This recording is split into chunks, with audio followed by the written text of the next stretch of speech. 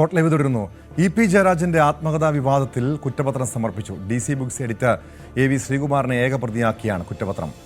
EP. ജയരാജന്റെ അനുമതിയില്ലാതെയാണ് പുസ്തകത്തിന്റെ ഭാഗങ്ങൾ പുറത്തുവിട്ടതെന്നും പറയാത്ത കാര്യങ്ങളും പുറത്തുവന്ന ഭാഗങ്ങളിൽ ഉണ്ടായിരുന്നുവെന്നും കുറ്റപത്രത്തിൽ പറയുന്നു. G. ശ്രീജിത്ത് ചേരുന്നുണ്ട് കോട്ടയത്ത് നിന്നും വിവരങ്ങളുമായി. ശ്രീജിത്ത്, എന്താണ് കുറ്റപത്രത്തിൽ വ്യക്തമാക്കുന്നത്? ഈ A.V. ശ്രീകുമാറിനെതിരെ മാത്രമാണ് കുറ്റം ചുമത്തിയിരിക്കുന്നത്. അയാൾ മാത്രമാണ് ഇതിൽ പ്രതി. അതായത് DC ബുക്സിന്റെ മുൻ എഡിറ്റർ. അദ്ദേഹം ഈ ഇ.പി. ജയരാജൻ പറയാത്ത കാര്യങ്ങൾ ഇതിൽ എഴുതി ചേർത്തിട്ടുണ്ട്. വ്യാജ രേഖ ചമക്കൽ അടക്കമുള്ള വകുപ്പുകൾ ചുമത്തിയാണ് കേസ്. ഒപ്പം തന്നെ IT ആക്ടും ചുമത്തിയിട്ടുണ്ട്. ഇതിൽ പ്രധാനമായും ഈ ഒരു വിഷയമാണ് പ്രധാനമായും ചൂണ്ടിക്കാണിക്കുന്നത്. മാത്രമല്ല ഇ.പിയുടെ ഒന്നും അനുമതി ഇല്ലാതെയാണ് ഇത് പുറത്ത് വിട്ടിരിക്കുന്നത് ചെയ്തത്. ഫലത്തിൽ ഇതൊരു ഗൂഢാലോചന സിദ്ധാന്തം എന്ന ഇ.പിയുടെ ആരോപണം ഫലത്തിൽ സ്ഥിരീകരിക്കുന്നതാണ് കുറ്റപത്രം നൽകിയിരിക്കുന്നത്. കോട്ടയം ഈസ്റ്റ് പോലീസാണ് ഈ കേസിൽ അന്വേഷണം നടത്തിയിരുന്നത്. നേരത്തെ ഇതിൽ മാധ്യമപ്രവർത്തകർക്ക് പങ്കുണ്ട് എന്നുള്ള ആരോപണമൊക്കെ ഉയർന്നിരുന്നു. പക്ഷെ അതിലേക്കൊന്നും അതില്ല എന്നുള്ളതാണ് ഫലത്തിൽ ഈ കുറ്റപത്രം വ്യക്തമാക്കുകയും ചെയ്യുന്നത്.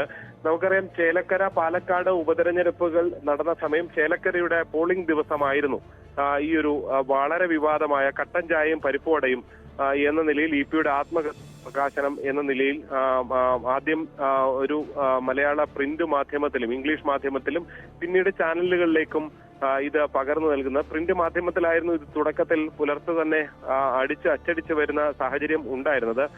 ഇത് താനൊരിക്കലും ഇത്തരത്തിൽ കട്ടൻ ചായയും പരിപ്പുവടയും എന്ന ഒരു ആത്മഹത്യക്ക് പേരിടുമോ, അതേപോലെ പാർട്ടിയെ പ്രതിസന്ധിയിലാക്കാൻ ഈ ഒരു ദിവസം ഇത് പുറത്തുവിടുമോ എന്നൊക്കെയുള്ള ചോദ്യങ്ങളാണ് ഇ.പി. ജയരാജൻ ഫലത്തിൽ അന്ന് ചോദിച്ചിരുന്നത്. ഫലത്തിൽ ഇ.പി ആകെ വെട്ടിലാകുന്ന ഒരു സ്ഥിതിവിശേഷമാണ് ഉണ്ടായിരുന്നത്. നമുക്കറിയാം, ഈ സംബന്ധിച്ച് അതിന് മുൻപും കഴിഞ്ഞ ലോക്സഭാ തെരഞ്ഞെടുപ്പ് സമയത്തും സമാനമായ നിലയിൽ ഈ BJP നേതാവ് പ്രകാശ് ജാവ്ദേക്കറുമായി ബന്ധപ്പെട്ട കൂടിയാലോചനകളും അതുമായി ബന്ധപ്പെട്ട ചില വിവാദങ്ങളും ഒക്കെ പുറത്തു വന്ന ദിവസമായിരുന്നു ലോക്സഭാ തെരഞ്ഞെടുപ്പ് ദിവസമുണ്ടായിരുന്നു. അതിന് പിന്നാലെ ഈ ചേലക്കര ഉപതെരഞ്ഞെടുപ്പ് ദിവസം സമാനമായ രീതിയിലൊരു പാർട്ടി ആകെ വെട്ടിലാകുന്ന ഒരു വാർത്ത വന്നതാണ് അന്ന് പ്രതിസന്ധിയിലായത്. ഒരു പരിധിവരെ പാർട്ടി ഇ.പിക്കൊപ്പം നിൽക്കുകയൊക്കെ ചെയ്തിരുന്നു. എന്തായാലും ഇ.പി പിന്നീട് നൽകിയ പരാതി പരിഗണിച്ചുകൊണ്ടാണ് DGPക്കൊക്കെ നൽകിയ പരാതി അത് കോട്ടയം ഈസ്റ്റ് പോലീസിനെ കൈമാറുകയൊക്കെ ചെയ്തിരുന്നു. ഇതിനെ തുടർന്ന് ഈ A.V. ശ്രീകുമാറിനെ പ്രതിയാക്കി കുറ്റപത്രം ശ്രീജിത്ത് സൂചിപ്പിച്ചതുപോലെ ഇത് പാർട്ടിയെ സംബന്ധിച്ച് ഉപതെരഞ്ഞെടുപ്പ് ദിവസം വന്ന ഈ ഒരു വാർത്ത വലിയ പ്രതിസന്ധി ഉണ്ടാക്കിയതാണ്. അതിനുശേഷം അന്ന് ഇ.പി. ജയരാജൻ പറഞ്ഞത് ഇത് പാർട്ടിയെയും തന്നെയും പ്രതിക്കൂട്ടിലാക്കാൻ വേണ്ടി ആസൂത്രിതമായി നടത്തിയ ഗൂഢാലോചനയുടെ ഭാഗമാണ് ഈ ഒരു സംഭവം എന്നായിരുന്നു അദ്ദേഹത്തിൻ്റെ വിശദീകരണം. പക്ഷേ കഴിഞ്ഞ ദിവസം, അതായത് ഒരു മാസം മുൻപ് തന്നെ ഇ.പി. ജയരാജൻ ഇക്കാര്യത്തിൽ നിലപാട് വ്യക്തമാക്കിയതാണ്. കാരണം DC ബുക്സ് തെറ്റ് സംബന്ധിച്ചു, അവർക്ക് വീഴ്ച ഉണ്ടായെന്ന് സംബന്ധിച്ചു. അതുകൊണ്ട് തന്നെ തുടർ നടപടികൾ, നിയമ നടപടികൾ ഉണ്ടാകില്ലെന്ന് പറയുന്നു. അതിനുശേഷമാണ് ഈ ഒരു കുറ്റപത്രവുമായി അന്വേഷണ സംഘം മുന്നോട്ട് പോയിരിക്കുന്നത്, കുറ്റപത്രം സമർപ്പിച്ചിരിക്കുന്നത്. ഈ തുടർ നിയമ നടപടി ഇ.പി. ജയരാജന്റെ ഭാഗത്തുനിന്ന് ഉണ്ടാകില്ലെങ്കിൽ ഈ കുറ്റപത്രം ഇനി നിലനിൽക്കുമോ?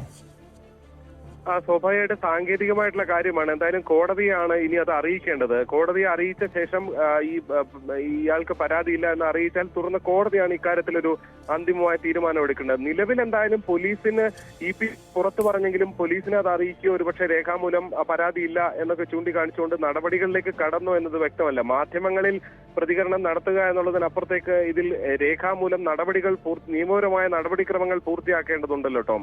അത് ഫലത്തിൽ ഉണ്ടായില്ല എന്നത് വേണം ഇന്നത്തെ കുറ്റപത്രം സമർപ്പിക്കുന്നതിലൂടെ മനസ്സിലാക്കാൻ. പിന്നീട് എന്താണ് ചെയ്തതെന്ന് ഇ.പി തന്നെയാണ് വ്യക്തമായി ചെയ്യേണ്ടത്. എന്തായാലും ഒരു കാര്യം ഉറപ്പാണ്, കോടതിയിൽ സമർപ്പിച്ച സാഹചര്യത്തിൽ ഇനി ഇ.പിയുടെ അഭിഭാഷകനോ മറ്റോ ഇക്കാര്യങ്ങൾ ചൂണ്ടിക്കാണിച്ചുകൊണ്ട് തനിക്ക് പരാതിയില്ല, അല്ലെങ്കിൽ ഇത് അവസാനിപ്പിക്കുകയാണ്, അല്ലെങ്കിൽ ഒത്തുതീർപ്പായി ഈ കേസ് എന്ന നിലയിൽ കാര്യങ്ങളുമായി മുന്നോട്ട് പോകേണ്ടതാണ്. അപ്പോഴും കോടതിയിൽ എന്താണ് സംഭവിക്കുക എന്നുള്ളത് കോടതി ആണ് തീരുമാനിക്കേണ്ടത്. ജഡ്ജാണ് ഇക്കാര്യത്തിൽ ഒരു അന്തിമമായ വ്യക്തത, അതായത് ഒരു നിലപാട് അല്ലെങ്കിൽ ഇതിൽ എന്താണ് ഉത്തരവ് എന്നത് സംബന്ധിച്ചൊരു വ്യക്തത വരുത്തേണ്ടത്. അത് തീർച്ചയായും കോടതി നടപടിക്രമങ്ങളുടെ ഭാഗമായി ഇനി ഉണ്ടാകേണ്ടതാണ്. നിലവിൽ എന്തായാലും കോട്ടയം ഈസ്റ്റ് പോലീസ് കുറ്റപത്രം സമർപ്പിച്ചിരിക്കുകയാണ്. വ്യക്തമാണ്. G. ശ്രീജിത്താണ് കോട്ടയത്ത് നിന്ന് വിവരങ്ങൾ നൽകിയത്.